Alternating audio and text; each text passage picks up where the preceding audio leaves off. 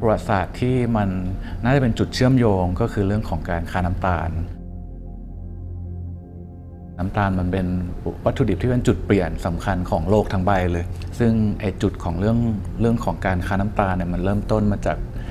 Southeast Asia ซึ่งในภาคพื้นทวีปเนี้ยเราซัพพลายไอ้กุลาจาวากุลามะละกาเนาะถ้าเราอ่านตามประวัติศาสตร์เนี่ยจะเห็นว่าทางยุโรปเนี่ยจะมาเอาน้ำตาลจากทางเราเยอะมากน้ำตาลที่เป็นน้ำตาลขาวซึ่งเป็นน้ำตาลอ้อยเนี่ยเทคโนโลยีเนี่ยมาจากตะวันออกกลางก็คือเปอร์เซียแต่ว่าตามประวัติศาสตร์เนี่ยชาวยุโรปก็เริ่มเอาเทคโนโลยีเนี่ยมาพัฒนาเพราะฉะนั้นพอพัฒนาปั๊บเนี่ยก็จำเป็นที่จะต้องหาดินแดนที่มันกว้างขึ้นเพราะฉะนั้นตรงอเมริกาใต้เนี่ยเป็นพื้นที่แรกเลยที่ชาวโปรตุเกสเข้าไปแล้วก็ใช้ในการผลิตน้ำตาลจำนวนมหาศาลก็เป็นที่มาของการค้าทาสต่างๆซึ่งปีก่อนหน้านั้นพี่ไปresidency ที่นิวยอร์กของ Rockefeller Foundation แต่ตอนที่ไป residency เนี่ยมันจะเป็นโครงการที่ศิลปินต่างประเทศทำงานกับศิลปินท้องที่ตอนที่พี่ไปทำงานกับศิลปินชาวโปรโตริกันศิลปินที่พี่ไปเจอเนี่ยเขาก็พูดถึงเรื่องบอมบาดานซ์ก็คือเป็นการเต้นรำในไร่อ้อยเพราะว่าที่ไร่อ้อยเนี่ยคนที่มาจากประเทศต่างๆเนี่ยเขาก็จะคนที่เป็นทาสเนาะเขาจะสื่อสารกันไม่ได้ก็ใช้วิธีการสื่อสารกันด้วยการเต้นรำนะส่วนทางของพี่เนี่ยพี่ก็มองว่าวัตถุสิ่งของหรืออะไรก็ตามที่มันอยู่ณปัจจุบันแล้วมันสืบย้อนกลับไปจนถึงไอ้ประวัติศาสตร์น้ำตาลเนี่ยก็ไปที่ควีนส์แล้วก็ไปร้านขนมไทยประมาณนี้ฮะแล้วก็เข้าไปก็เจอคุณเจี๊ยบก็ไปคุยกันก็เป็นสาวชัยภูมิที่มาตามหาฝันที่อเมริกาแล้วก็ทำขนมหวานขายนี่พอกลับมาเมืองไทยเนี่ยทางสำนักศิลปวัฒนธรรมร่วมสมัยก็ติดต่อมาว่าสนใจแสดงงานที่เวนิสเบเนเล่ไหมอะไรเงี้ยฮะก็เลยกลายมาเป็นงานที่ชื่อว่า Golden Teardrop ก็คือทองหยอดนั่นเองวันไอตัวงานทองหยอดเนี่ยไม่ใช่แค่เรื่องของขนมหรือว่าประวัติศาสตร์ไทยอย่างเดียวณตอนนั้นเนี่ยถ้าเราย้อนกลับไปเมื่อ10กว่าปี20ปีที่แล้วเนี่ยไอแนวคิดที่เป็นค่อนข้างจะ nationalism เนี่ยมันจะค่อนข้างมีอิทธิพลมากมันมีทั้งบวกและลบบวกก็คือสร้างความเป็น solidarity ความเป็นปึกแผ่นลบก็คือสร้างความขัดแย้งเพราะฉะนั้นปัญหาที่มันเกิดตามมาจากสงครามโลกครั้งที่2หรือใดๆก็ตามเนี่ยมันเป็นปัญหาของเรื่องเชื้อชาติเรื่องความเป็นชาติพันธุ์เรื่องความเป็นพรมแดนสิ่งหนึ่งที่งานศิลปะมักจะพูดถึงบ่อยๆก็คือการทำอย่างไรให้งานศิลปะใช้เป็นแรงกระตุ้นหรือว่าจุดบันดาลใจที่ทำให้ผู้คนเปลี่ยนมุมมองในการมองโลกเพราะฉะนั้นไอ้ตัวงาน Golden Teardrop เนี่ยมันพูดถึงเรื่องของการที่ทำอย่างไรที่เราจะเปลี่ยนมุมมองในเรื่องของความเป็นชาตินิยมไปสู่ความสัมพันธ์ที่มันลึกซึ้งกว่านั้นเราจะเห็นได้ว่าตัวงานเนี่ยมันเป็นเรื่องของความซับซ้อนความสัมพันธ์กลไกของโลกไม่ว่าจะเป็นเรื่องของการเกษตรหรือว่าการยึดเอาดินแดนมันก็เลยเป็นที่มาของแนวคิดทั้งหมดจนมากลายเป็นงาน Golden Teardropพอเราไปศึกษาประวัติศาสตร์โลกที่เรื่องของการค้าน้ำตาลก็ปรากฏว่ามันก็เชื่อมต่อกันอย่างน่ามหัศจรรย์อย่างเช่นไอ้ตัวทองหยอดเนี่ยมันมาจากโอโวสโมเลสก็คือขนมหวานของโปรตุเกสและขนมหวานเนี่ยถูกคิดค้นโดยแม่ชีซึ่งเป็นเจ้าหญิงแล้วก็สละโลกเข้าไปอยู่ในโบสถ์น้ำตาลถูกซัพพลายโดยพี่ชายซึ่งเป็นกษัตริย์แล้วแม่ชีคนนี้ก็ใช้ไข่ขาวในการทำให้หมวกแล้วก็เสื้อเขาให้ได้ทรงพวกหมวกแม่ชีใช่ไหมครับมันแข็งได้ทรงนี้โดยปกติไข่แดงก็จะถูกโยนทิ้งไปพอเขาเอาน้ำตาลมาเขาก็คิดว่าจะทำอย่างไรให้ไข่แดงเนี่ยมันถูกทำเป็นขนมขึ้นมาได้ก็เลยคิดขนมไอตัวโอโวสโมเลสมาและไอโอโวสโมเลสเนี่ยก็ถูกแพร่กระจายโดยการค้าของโปรตุเกสมาสู่ภาคพื้นเอเชียถ้าเราดูที่ญี่ปุ่นเนี่ยก็จะมีขนมทองหยอดมีนู่นมีนี่เหมือนกับเราเลยนั่นคือการความแพร่หลายของวัฒนธรรมในเชิงที่หนึ่งก็คือเป็นเกี่ยวกับ colonialism แล้วก็ imperialism ด้วยเนาะแต่ว่าอีกอันนึงที่มันน่าสนใจก็คือรูปทรงของมันที่เขาเรียกว่าเป็นหยดน้ำตาเป็น golden teardrop เนาะหยดน้ำตาสีทองแล้วมันก็มีความโรแมนติไซซ์เกี่ยวกับประวัติของเท้าทองกีบม้ามันทั้งหมดทั้งมวลเนี่ยมันก็ทำให้เวลาคิดถึงแล้วมันสนุกพี่ก็เลยหยิบเอาไอ้ตัวรูปทรงของขนมทองหยอดซึ่งมันเป็นหยดน้ำเนี่ยนะฮะมาเป็นสารตั้งต้นแล้วก็ ถ้าเราดูอย่างในตัว sculpture ที่มันเป็นงานที่ Venice Biennale ทุกอันมันจะมีความหมายหมดอย่างรูปทรงเหล่านี้หรือแม้กระทั่งการห้อยของมันที่มันมีการจัดเรียงแล้วก็มุมมองที่เป็น perspective รวมถึงการเคลื่อนไหวของคนที่เดินรอบประติมากรรมเนี่ยมันแสดงให้เห็นถึงไม่ว่าจะเป็นข้อจำกัดของจินตนาการที่พึ่งพารูปทรงและเวลานั้นสิ่งเหล่านี้ทั้งหมดทั้งมวลเนี่ยมันก็เป็นกระบวนการคิดที่พี่พยายามที่จะวิเคราะห์สังเคราะห์เริ่มต้นจากประวัติศาสตร์มาสู่แนวคิดคอนเซปชวลการที่จะนำเสนออย่างที่เมื่อกี้กล่าวว่าจะทำอย่างไรให้มุมมองของคนดูเปลี่ยนไปจากมุมมองที่เคยเป็นกับโลกใบนี้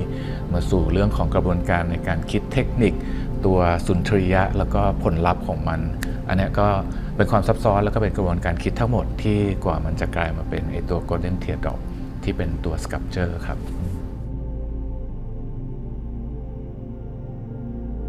พอเราสืบค้นไปสู่เบื้องหลังพื้นฐานแนวคิดหรือว่าผลลัพธ์เชิงประวัติศาสตร์เนี่ยเราก็จะยังเห็นว่ามันก็ยัง going on ปัญหาเหล่านั้นไม่ว่าจะเป็นเรื่องของปัญหาการเอาเปรียบการค้าทาสกระบวนการในการที่เราใช้ประโยชน์จากธรรมชาติหรือใช้ประโยชน์จากมนุษย์เนี่ยมันก็ยังไม่เปลี่ยนแปลงเพราะฉะนั้นตัวงาน Golden Teardrop ถึงแม้ว่ามันจะทำมาตั้งแต่เมื่อ10 กว่าปีที่แล้วมันก็ยัง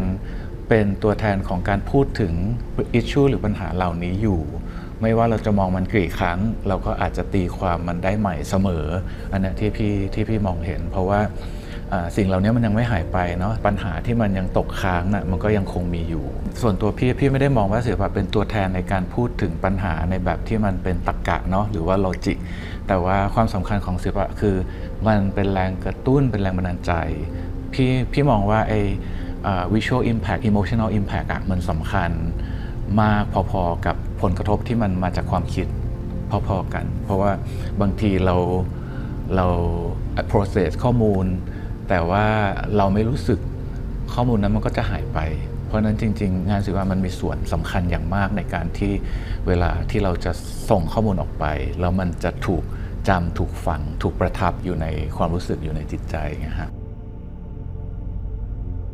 ในเทศกาลครั้งนี้เราจะเห็นตัว original sculpture ตัว sculpture ที่ถูกrevive ขึ้นมานะฮะแล้วก็ตัววิดีโอซึ่งเป็นตัววิดีโอที่แสดงอันเดียวกับที่ Venice Biennale ในงานวิดีโอก็จะพูดถึงความทับซ้อนความสัมพันธ์ของหนึ่งก็คือเรื่องราวทางประวัติศาสตร์ที่มันถูกปรากฏอยู่บนหน้าหนังสือข้อมูลต่างๆที่เราสามารถหาได้อีกอันนึงก็คือเรื่องราวส่วนตัวซึ่งไม่ปรากฏอยู่ที่ใดเรื่องราวส่วนตัวที่พิกอัพขึ้นมาใส่ในวิดีโอเนี่ยเริ่มมาจากความสัมพันธ์ของตัวพี่เองกับเพื่อนคนหนึ่งซึ่งถ้าเราดูวิดีโอเราก็จะเห็นว่ามันเป็นเรื่องราวของผู้หญิงญี่ปุ่นที่เปิดร้านขนมหวานในประเทศไทยกำลังทำขนมทองหยอดแล้วก็เล่าชีวิต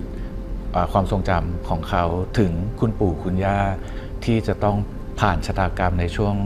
สงครามโลกครั้งที่2ตอนที่ระเบิดลงที่ฮิโรชิมาคนดูจะต้องหาว่าอะไรมันเป็นสาเหตุอะไรมันเป็นจุดเชื่อมในขณะที่เรากำลังพูดถึงเรื่องราวที่มันถูกยกให้มันมาเป็นเรื่องราวที่มันใหญ่โตในเชิงประวัติศาสตร์อีกเรื่องราวหนึ่งที่มันถูกซ่อนไว้ไม่ใช่แค่เรื่องของเพื่อนพี่แต่ว่าคนนับล้านเลยที่มันถูกผลกระทบจาก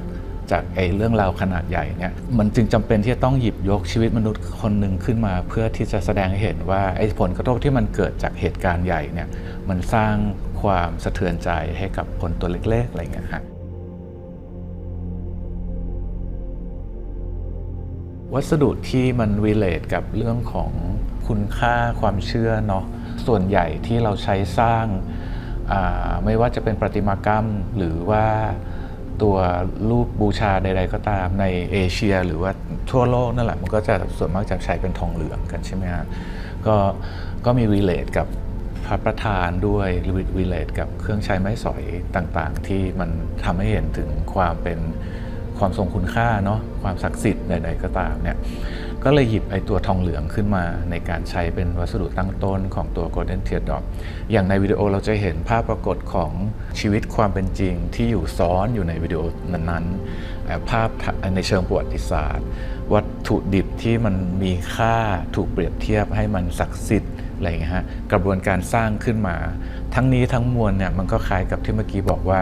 ประวัติศาสตร์มันไม่ได้เป็นเครื่องแสดงความเป็นชาตินิยมเพียงอย่างเดียวแต่ประวัติศาสตร์มันคือการรวมกันของความหลากหลายและเหตุปัจจัยไอตัววิธีการในการสร้างงานประติมากรรมก็เช่นเดียวกันเพราะฉะนั้นมันมีเหตุปัจจัยแล้วก็ความหลากหลายที่จะทำให้มันเกิดขึ้นเป้าหมายในเชิงศิลปะในแบบ Visual Art ก็คือ Visual Impact เนาะก็คิดว่าตัวงานเนี่ยจะส่งสารแล้วก็สร้างผลกระทบให้กับความรู้สึกผ่านการมองนะฮะไม่ว่าจะเป็นตัวประติมากรรมหรือผ่านการอ่านการดูการติดตามของตัววิดีโอหลังจากนั้นเนี่ยผลลัพธ์ที่มันจะเกิดขึ้นเนี่ยด้วยความที่ว่าตัวงานมันก็ไม่ได้เป็นงานที่จะบอกว่าอะไรถูกอะไรผิดเนาะหรือว่ามันควรจะเป็นอย่างนั้นอย่างนี้แต่ว่าภาพประทับหรือว่าสิ่งที่มันจะประทับในคนนะที่พี่ต้องการก็คือการได้เห็นว่าจริงๆแล้วเนี่ย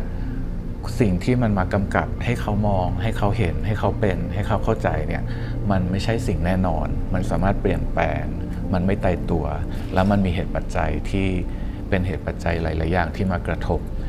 สิ่งหนึ่งที่ต้องการให้เห็นจากงานวิดีโอก็คือความอาทรของหนึ่งก็คือเหตุปัจจัยที่อย่างที่เมื่อกี้ว่านะฮะว่า